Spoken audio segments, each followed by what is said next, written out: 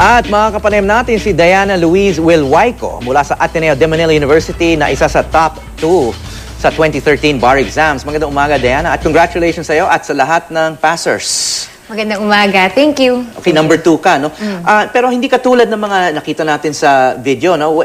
Wala ka sa lansangan at nagse-celebrate nung nalaman mo na naging number 2 ka, pumasa ka. Wala, nasa coffee shop ako. Actually, coffee shop ka lang, oh. Nagtatago ako, wala akong internet, wala akong TV. Iniwasan ko talaga kasi natatakot ako kung ano man yung resulta. Feeling ko iiyak ako, kesyo pumasa o hindi ako umabot, iiyak talaga ako. Kaya iniwasan ko talaga lahat. Pero ano ba yung inaasahan mo na resulta? Because you're a good student nung Ateneo de Manila, no? Na nasa number 6 ka sa batch mo. So, hindi ka kinakabahan na babagsak ka?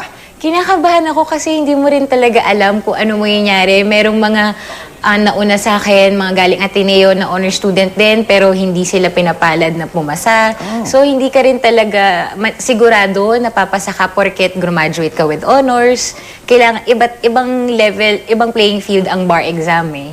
So, just because na magaling ka sa College of Law, no? It doesn't mean na magaling ka rin sa bar exam. It means na yung pagtitake ng isang exam ay isang skill yon. Skill, yes. That may not be necessarily taught sa schools. Yes, totoo yun. Actually, sa Ateneo, tinuturuan kami kung paano sumagot sa mga exams namin. First year pa lang, sinasabihan kami na maging concise, tapos direct to the point, na first sentence pa lang alam na ng examiner kung ano yung gusto mong, yung sagot mo. Para kung hindi, kasi minsan sobrang haba ng sasagot mo sa bar exam, hindi na nila pagtsatsaga ang basahin. Kailangan first sentence pa lang, alam mo yung sagot sa tanong nila. Ang isang kaibahan sa exam na to, parang mas maraming essay questions? Mas maraming ang essay questions compared to last year. Ang alam ko, hati yung MCQ at saka essay last year. MCQ is multiple choice questions. Not, ano yun? You just color or you check? Hindi ko alam last year kung sinade nila, binilugan, this or year sinulat ba? nila. Yung sa This 2013. year, pinasulat na lang sa amin sa exam booklet yung sagot namin yung choice. Sa multiple choice. Yung choice, okay.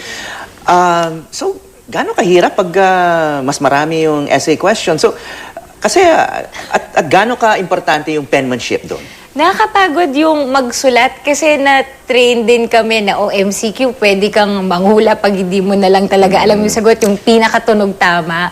Pero yung importante kasi yung penmanship, kasi kung hindi mababasa ng nag-check yung booklet mo, kahit tama pa yan, kahit mag-cite ka pa ng 100 kaso, hindi nila mababasa, hindi nila maintindihan. So, importante na magsulat ka ng malaki at malinis. Kasi at least maganda siya tingnan, so mukhang kang organize pag sumasagot. At alam natin na maraming tao ngayon, lalo na sa mga kabataan, hindi na masyadong sanay sa handwriting, no? Yes. Puro keyboard na yung Keyboard ginagamit na nila sa pagsusulat, no? So you had to take special practice. Oo, nag-practice ako magsulat in print na malaki kasi script at maliit yung sulat ko talaga. So nung pagdating ng bar exam, nakakangawit yung 8 oras kang nagsusulat ng malaki na hindi ka naman sanay na ganun yung panunulat mo.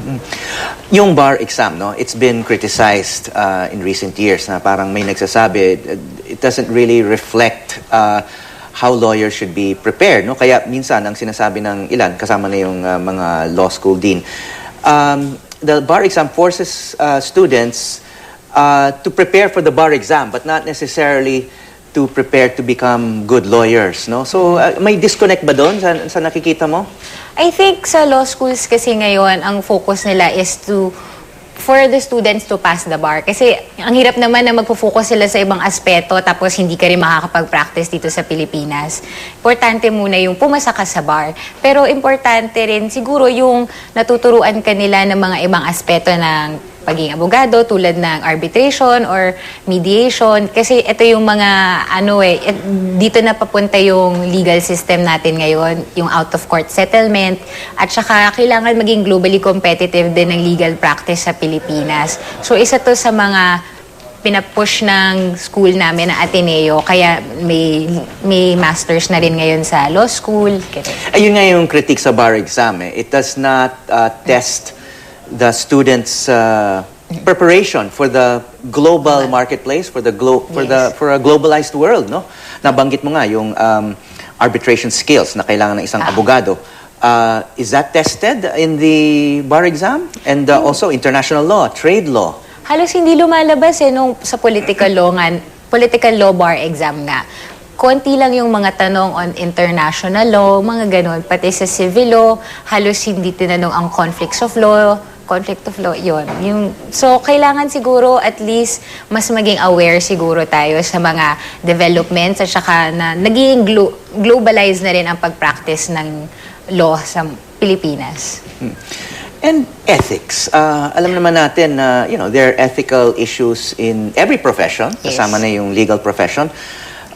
May inclusion ba ng mga tanong tungkol sa ethics and ethical standards sa legal profession sa bar exam? Halos lahat ng bar exams namin, kesyo political law, labor law, halos lahat may at least isang tanong tungkol sa ethics or code of conduct ng mga abogado. And I think importanteng ma-highlight to kasi maraming mga lawyers ngayon na nasasangkot dyan at sinasabihan na dinudungisan nila ang legal profession. Pero sa tingin ko, na-highlight lang yon dahil dahil may mga taong gumagawa nun. Pero hindi naman ibig sabihin nun lahat ng mga abogado, unethical. Pero kailangan natin ipaalala sa mga tao na, meron kayong oath na kinuha, kailangan maging ethical din kayo sa practice. Hindi lang sa practice, kundi sa totoong buhay.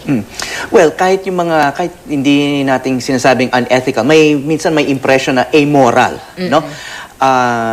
And then, maraming instances na may mga kliyente maghahanap ng abogado to enable them to evade or avoid the law, no? Anong pananaw mo sa mga ganong kasi syempre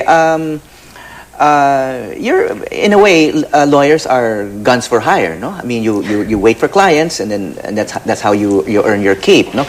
Pero sa tingin mo ba lawyers should choose their clients and should choose their cases because everyone has a right to a lawyer, di ba? Everyone has a right to a lawyer, pero syempre kailangan pipiliin mo rin.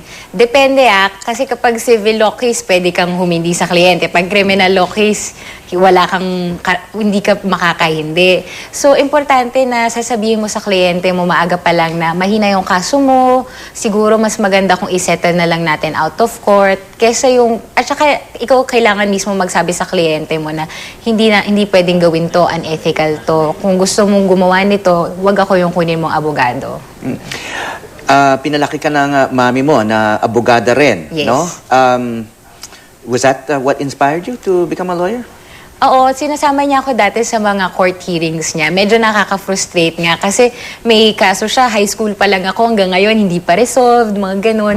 Pero ako naman, nagustuhan ko siya kasi gusto kong makatulong dun sa justice system and legal system natin na nakaka-frustrate pero may mga bilang na abogado talagang dedicated para tulungan ito.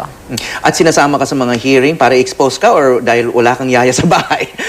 Para ma-expose at dahil wala rin mag-aalaga, pareho. Okay, speaking of which, no, yung way forward para sa'yo, ano bang ambition mo? What kind of lawyering do you want to do?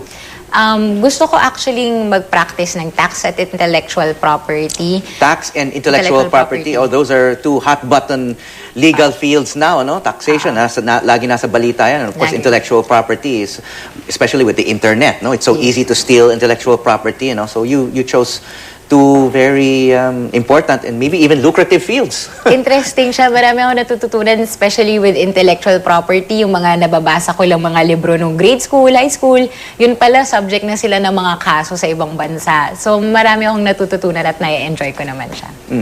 So, April 28 pa kayo manunumpa, no? So, you are not technically attorney Will Weigel yet, at saka no? pipirma pa kami ng role. Okay, so in between now and April 28, ano ba? You're already working? You're working in a law firm? Nagtatrabaho ko ngayon sa CNG Law sa Makati. CNG Law. Yes. Paano ba yan? Of course, do these law firms know who the high-ranking students are in law schools and then nire-recruit kayo? Or Ang alam ko, yung mga maraming law firms ngayon nagre-request ng list of honor students sa mga top law schools sa bansa. Tapos from there, nag-i-invite sila for lunch, dinner, nire-recruit nila kami. Tapos, pero kami mismo kailangan namin mag-apply, mag-submit ng application, resume, pati interview din. So yung mga honor students sa law school, pinapursue. How about the top-notchers? Pinupursue rin, pero happy naman ako. So now that you're number 2, may inaasahan ka mga phone calls ngayon from law firms inviting you to apply? Hindi. Enjoy ako actually ngayon sa trabaho ko. So, I'm staying. Kasama ko rin sa opisina yung number 7 ng batch. Sa top sa bar. Sa mga kaibigan mo kasama Mga mo sa law kaibigan firm. ka. Okay, well, good luck sa iyong career at Salamat. congratulations ulit. Salamat. Diana Louise Wilwaico mula sa Ateneo de Manila University, nag-number 2 sa 2013 bar exams.